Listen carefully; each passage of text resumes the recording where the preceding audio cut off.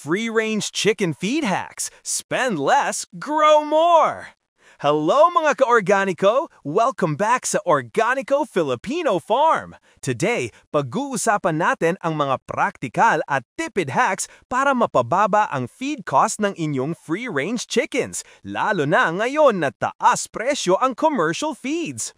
Pero teka, hindi ito basta tipid-tipid lang ha! Ito ay smart feeding strategies na proven naming effective sa actual farmhouse setup.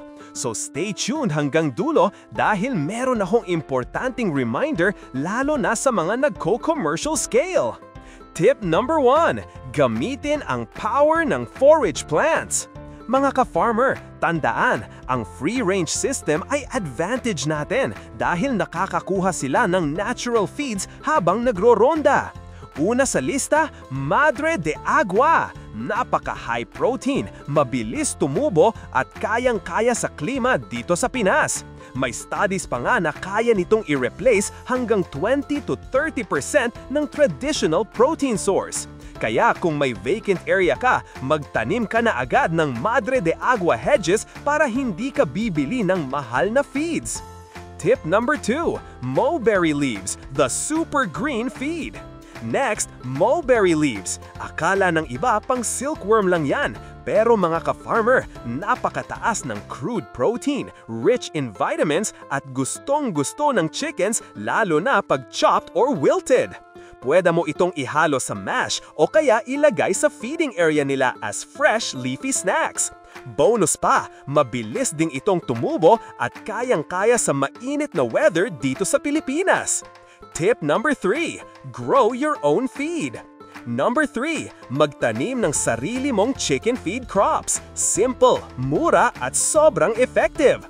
Pwede kang magtanim ng kangkong, mabilis tumubo, high protein.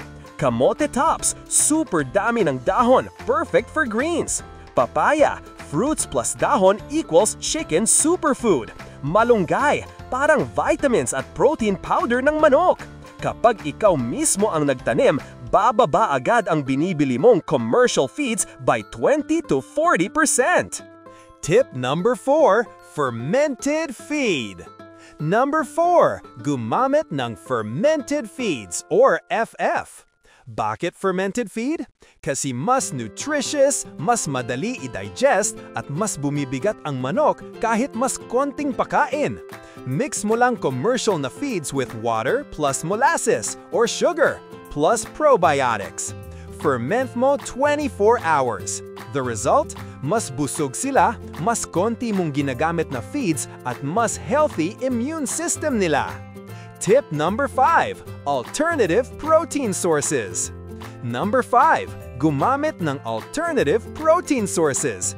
Hindi kailangang puro mahal na grower feeds.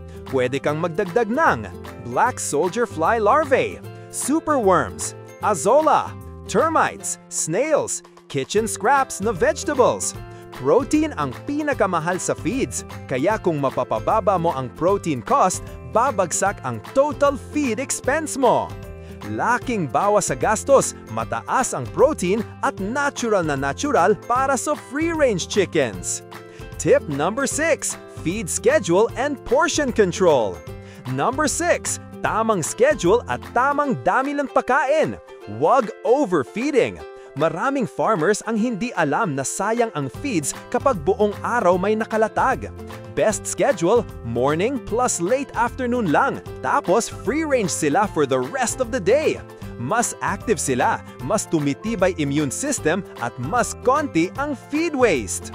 Important reminder. Ayan mga ka-farmer Madre de Agua, mulberry leaves, scratch grains, farm byproducts at insect protein. Lahat yan malaking tulong para bumaba ang feed cost ng inyong free-range chickens. Pero tandaan, ang ilan sa nabanggit natin ay supplemental feeds only. Kung kayo ay nagba-broiler or commercial scale production, kailangan pa rin yung isama ang commercial feeds to ensure complete and balanced nutrition para sa consistent growth at healthy flock. This is Organico Filipino Farm. Tuloy ang kaalaman, tuloy ang pag-asenso!